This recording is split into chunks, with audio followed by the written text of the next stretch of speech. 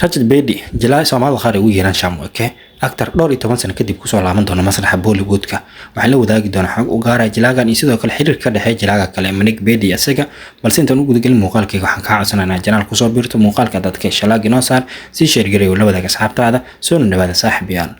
Rajat Bedi jilaa ka soo muuqan jira qaar kamid ah aflaamta Soomaalidu ay xiiseyso actor badan lagu qaldo jilaaga kale lagu magacaabo Manik Bedi marka la eego jilaagan wuxuu ka soo muuqda aflaam caan ah filimkiisa ugu horeeyay oo ka soo muuqda waxa lagu magacaabaa 2000 ama 2001 marka la eegna filimkaas waxa uu soo baxay sanadii 1998 jilaagan magaciisa oo buuxa waa Rajat Narendra Bedi waxa uu dhashay 23 Oktoobar sanadii 1970 marka la eegna jilaagan waxa uu dhaxday gabar lagu magacaabo Mona Lisa Bedi taas oo la dhalatay atrijada caanka lagu magacaabo Tulip Joshi atrijada waxay ka soo muuqatay aflaam caan ah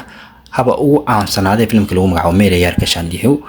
markaan eegnana jilaagan aflaanta ugu caansan oo ka soo muuqda waxa kamid ah filimka caanka ah ee Koymilka ka soo horita hogaamiye ku yahay 2003 ayuu soo baxay aflaamta kale waxa kamid ah International Gladi oo sanadii 1999 soo baxay oo Akshay Kumar hogaamiye ka ahaa Jani Dushman ama sagaalka atoor maska waxaad ugu yeerto oo door weyn ku lahaa jilaagani marka la eego jilaagan inta ugu badan Soomaalidu waxay ku qaldaan jilaaga kale lagu magacaabo Manik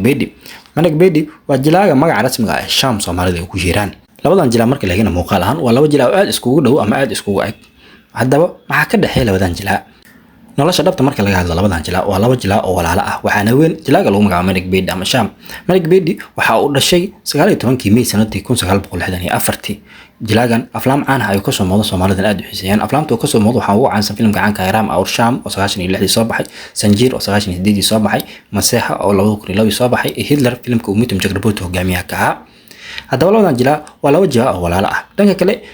jilaagan Rajat Bedi ayaa ka soo muuqan doona film Bollywood ah ama film wata magaca Bollywoodka dhowr iyo 10 sano kadib waana taxanaha uu Shah Rukh Khan wiilkiisa director ka yahay ee Baddies of Bollywood taxanahan waxa la daawan doonaa 18 September ama 18 September sanadan 2025 jilaagan filimkiisii ugu weynaa ee Bollywood oo ka soo muuqda waxa ugu dambeeyay ama waxa uu ahaa filimka lagu magacaabo Partner kaas oo soo baxay sanadii 2007 haddaba intaas ayaan ku soo gabagabeeyay muuqaalkayga fadlan hadda ka hesho muuqaalka like inoo saar si share gareeyo la wadaaga asxaabtaada aan ku mahadsantahay daawashada muuqaalkeena